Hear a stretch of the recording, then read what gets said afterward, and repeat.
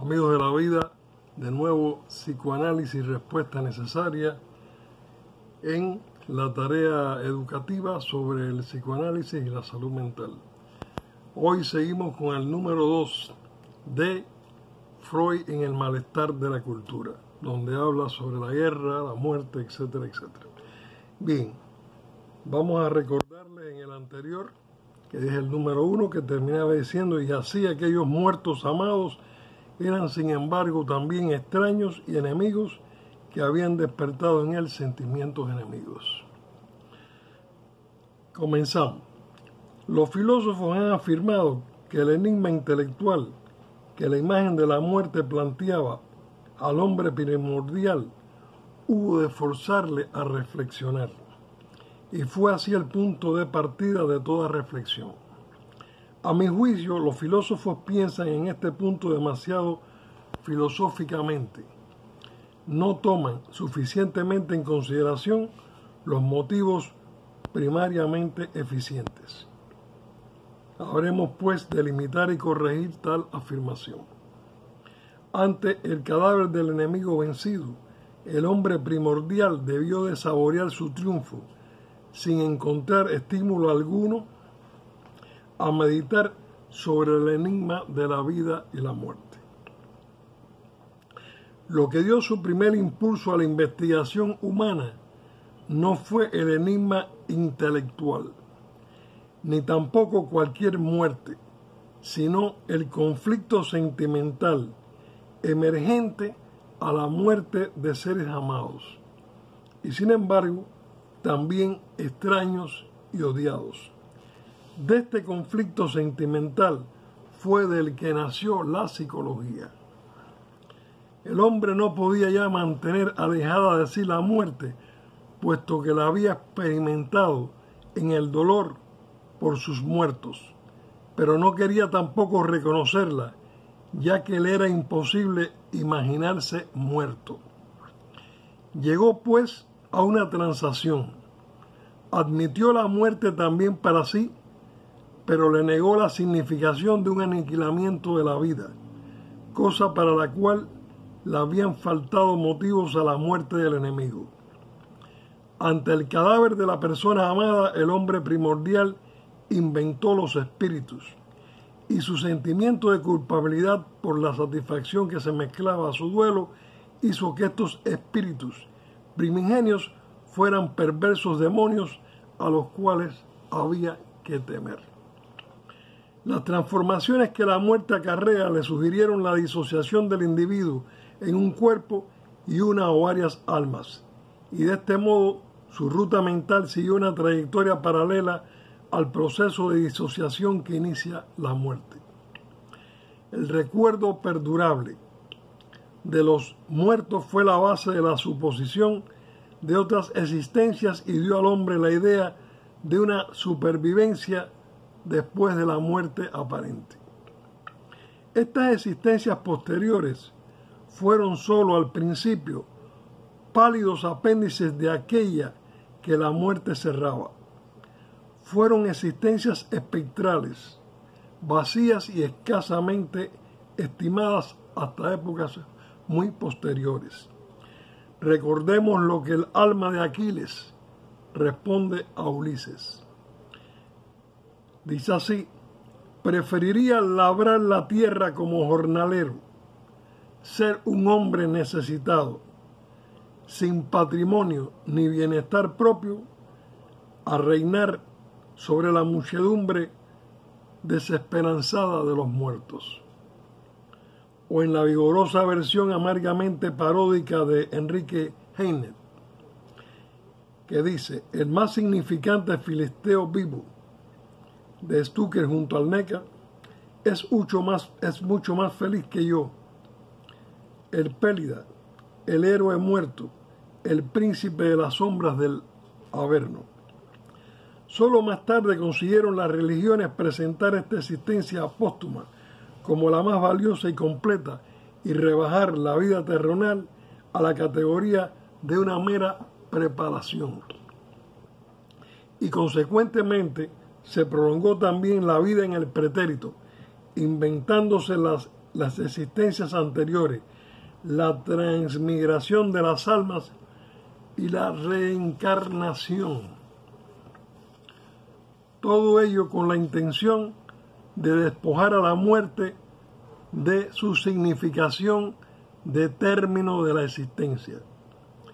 Tan tempranamente empezó ya la negación de la muerte, negación a la cual hemos calificado de convención cultural.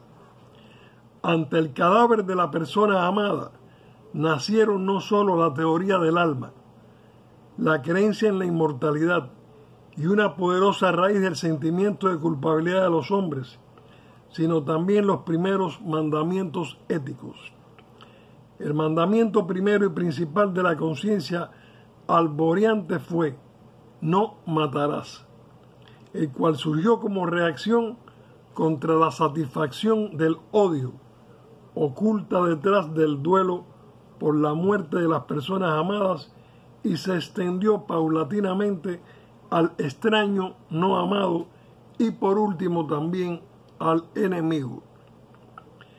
En este último caso, el no matarás no es ya percibido por el hombre civilizado. Cuando la cruenta lucha actual haya llegado a decisión, cada uno de los combatientes victorioso retornará alegremente a su hogar, al lado de su mujer y de sus hijos, sin que conturbe su ánimo el pensamiento de los enemigos que ha matado, peleando cuerpo a cuerpo o con las armas de largo alcance. Es de observar que los pueblos primitivos aún subsistentes, los cuales se hallan desde luego más cerca que nosotros del hombre primitivo, se conducen en este punto muy de otro modo o se han conducido en tanto que no experimentaron la influencia de nuestra civilización. El salvaje, australiano, bosquimano o habitante de la Tierra del Fuego no es en modo alguno un asesino sin remordimientos. Cuando regresa vencedor de la lucha, no le es lícito pisar su poblado ni acercarse a su mujer hasta haber rescatado sus homicidios guerreros con penitencias a veces muy largas y penosas. Las razones de esta superstición no son difíciles de puntualizar. El salvaje teme aún la venganza del espíritu del muerto. Pero los espíritus de los enemigos muertos no son más que la expresión de los remordimientos del matador. Detrás de esta superstición se oculta una sensibilidad ética que nosotros, los hombres civilizados, hemos perdido. Y sigue Freud. Aquellas almas piadosas que quisieran sabernos apartados de todo contacto con lo malo y lo grosero, deducirán seguramente de la temprana aparición y la energía de la prohibición de matar conclusiones satisfactorias sobre la fuerza de los impulsos éticos innatos en nosotros. Desgraciadamente, ese argumento constituye una prueba aún más decisiva en contrario. Una prohibición tan terminante solo contra un impulso igualmente poderoso puede alzarse. Lo que ningún alma humana desea, no hace falta prohibirlo. Se excluye por sí mismo. Precisamente la acentuación del mandamiento "no matarás" nos ofrece la seguridad de que descendemos de una larguísima serie de generaciones de asesinos que llevaban el placer de matar, como quizás aún nosotros mismos, en la masa de la sangre. Las aspiraciones éticas de los hombres, de cuya fuerza e importancia no hay por qué dudar, son una adquisición de la historia humana y han llegado a ser luego, aunque por desgracia en medida muy variable, propiedad heredada de la humanidad actual. Dejemos ahora al hombre primitivo y volvámonos hacia lo inconsciente de nuestra propia vida anímica. Con ello entramos de lleno en el terreno de la investigación psicoanalítica, único método que alcanza tales profundidades. Preguntamos, ¿cómo se conduce nuestro inconsciente ante el problema de la muerte? La respuesta ha de ser casi exactamente lo mismo que el hombre primitivo. En este aspecto, como en muchos otros, el hombre prehistórico pervive inmutable en nuestro inconsciente. Así pues, nuestro inconsciente no cree en la propia muerte, se conduce como si fuera inmortal. Lo que llamamos nuestro inconsciente, los estratos más profundos de nuestra alma constituidos por impulsos instintivos, no conoce en general nada negativo, ninguna negación. Los contrarios se funden en él. Y, por tanto, no conoce tampoco la muerte propia, a la que solo podemos dar un contenido negativo.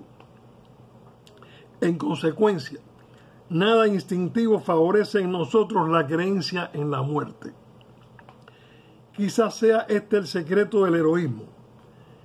El fundamento racional del heroísmo reposa en el juicio de que la vida propia no puede ser tan valiosa como ciertos bienes abstractos y generales. Pero, a mi entender, lo que más frecuentemente sucede es que el heroísmo instintivo o impulsivo prescinde de tal motivación y afronta el peligro diciéndose sencillamente, no puede pasarme nada.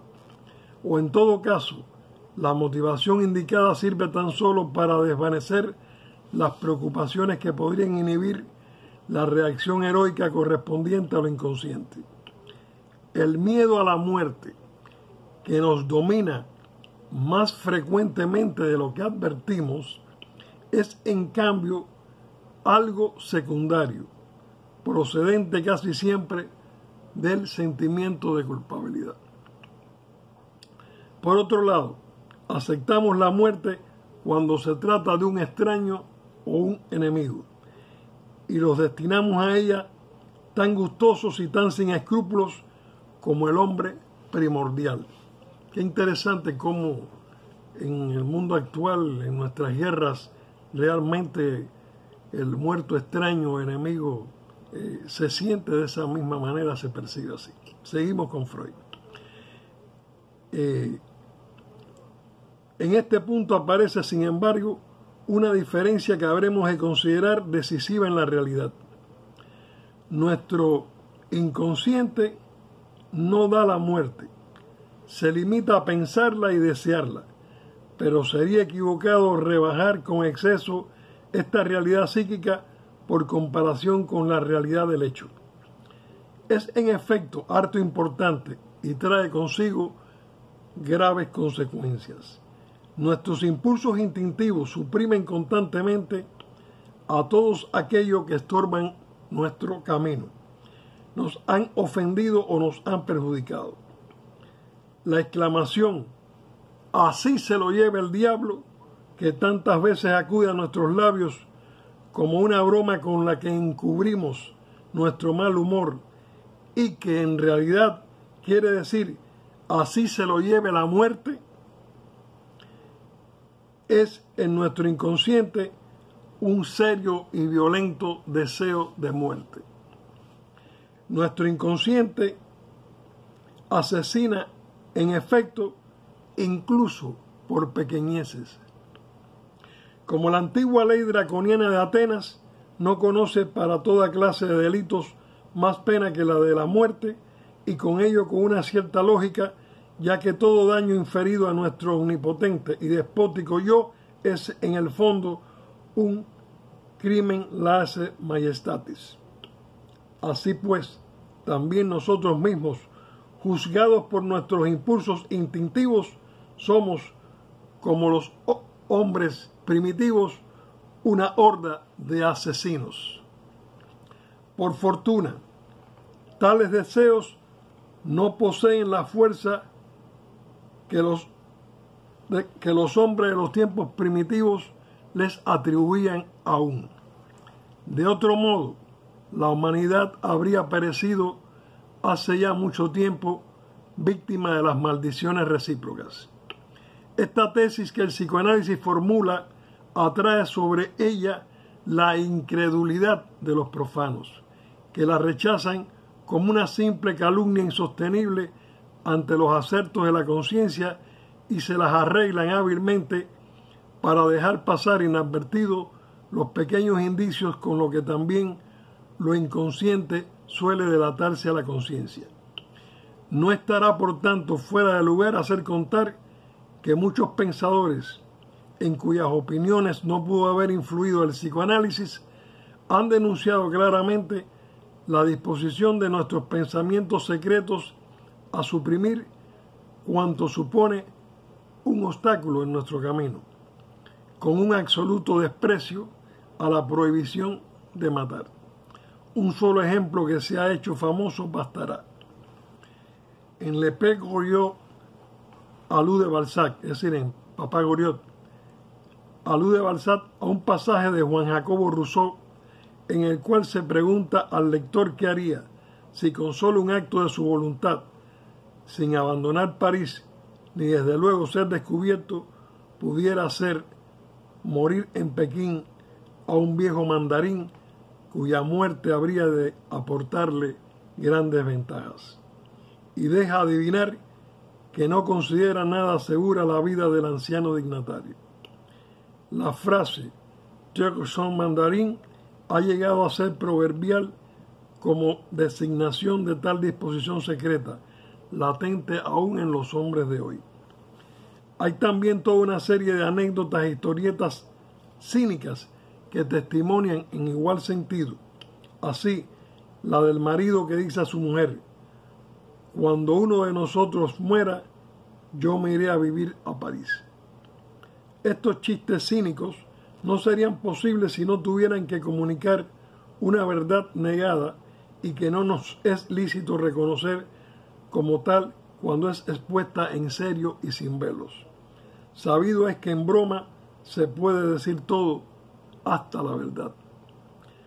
Como al hombre primitivo, también a nuestro inconsciente se le presenta un caso en el que dos actitudes opuestas ante la muerte, la que la reconoce como aniquilamiento de la vida y la que la niega como irreal, chocan y entran en conflicto. Y este caso es el mismo que en la época primitiva. La muerte o el peligro de muerte de una persona amada, el padre o la madre, el esposo o la esposa, un hermano, un hijo o un amigo querido, estas personas son para nosotros, por un lado, un patrimonio íntimo, partes de nuestro propio yo, pero también son, por otro lado, parcialmente extraños o incluso enemigos. Todos nuestros cariños, hasta los más íntimos y tiernos, entrañan, salvo en contadísimas situaciones, un adarme de hostilidad que puede estimular al deseo inconsciente de muerte. Pero de esta ambivalencia no nacen ya, como en tiempos remotos, el animismo y la ética, sino la neurosis, es decir, la enfermedad mental, la cual nos permite también adentrarnos muy hondamente en la vida psíquica normal. Los médicos que practicamos el tratamiento psicoanalítico nos vemos así enfrentados muy frecuentemente con el síntoma de una preocupación exacerbada por el bien de los familiares del sujeto o con autorreproches totalmente infundados consecutivos a la muerte de una persona amada. El estudio de estos casos no nos ha dejado lugar a dudas en cuanto a la difusión y la importancia de los deseos inconscientes de la muerte. Al profano le horroriza la posibilidad de tales sentimientos y da a esta repugnancia el valor de un motivo legítimo para acoger con incredulidad las afirmaciones del psicoanálisis. A mi juicio, sin fundamento alguno, nuestra tesis no apunta a rebajar la vida afectiva ni tiene en modo alguno consecuencia tal. Tanto nuestra inteligencia como nuestros sentimientos se resisten desde luego a acoplar de esta suerte el amor y el odio. Pero la naturaleza, laborando con este par de elementos antitéticos, logra conservar siempre despierto y lozano el amor para asegurarlo contra el odio, al acecho siempre detrás de él. Puede decirse que las más bellas floraciones de nuestra vida amorosa las debemos a la reacción contra los impulsos hostiles que percibimos en nuestro fuero interno. En resumen, nuestro inconsciente es tan inaccesible a la representación de la muerte propia, tan sanguinario contra los extraños y tan ambivalente en cuanto a las personas queridas como lo fue el hombre primordial.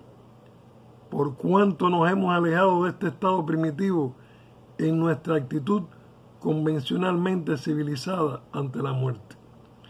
No es difícil determinar la actuación de la guerra sobre esta disociación. Nos despoja de las superposiciones posteriores de la civilización y deja bien de nuevo al descubierto al hombre primitivo que en nosotros alienta. Nos obliga de nuevo a ser héroes que no pueden creer en su propia muerte.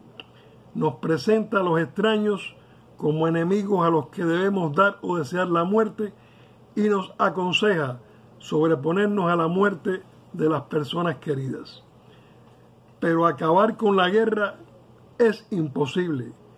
Mientras las condiciones de existencia de los pueblos sean tan distintas y tan violentas, las repulsiones entre ellos tendrá que haber guerras. Y entonces surge la interrogación: ¿no deberemos acaso ser nosotros los que cedamos y nos adaptemos a ella? ¿No habremos de confesar que con nuestra actitud civilizada ante la muerte nos hemos elevado una vez más muy por encima de nuestra condición y deberemos, por tanto, renunciar a la mentira y declarar la verdad? ¿No sería mejor dar a la muerte en la realidad y en nuestros pensamientos el lugar que le corresponde y dejar volver a la superficie nuestra actitud inconsciente ante la muerte que hasta ahora hemos reprimido tan cuidadosamente? Esto no parece constituir un progreso, sino más bien, en algunos aspectos, una regresión, pero ofrece la ventaja de tener más en cuenta la verdad y hacer de nuevo más soportable la vida. Soportar la vida es y será siempre el deber primero de todos los vivientes. La ilusión pierde todo valor cuando nos lo estorba. Recordamos la antigua sentencia: si quieres conservar la paz, prepárate para la guerra. Sería de actualidad modificarlo así: si quieres soportar la vida, prepárate para la muerte. Hasta aquí, amigos, hoy con Freud número 2 sobre el malestar de la cultura, donde tratamos los aspectos tan importantes del inconsciente, el análisis psicoanalítico sobre el primitivo, la guerra y toda esta dinámica tan interesante que hemos leído hoy sobre Sigmund Freud. Amigos de la vida y hermanos del planeta, psicoanálisis, respuesta necesaria. Recuérdense en dar likes y suscribirse. Lo necesitamos para poder interactuar.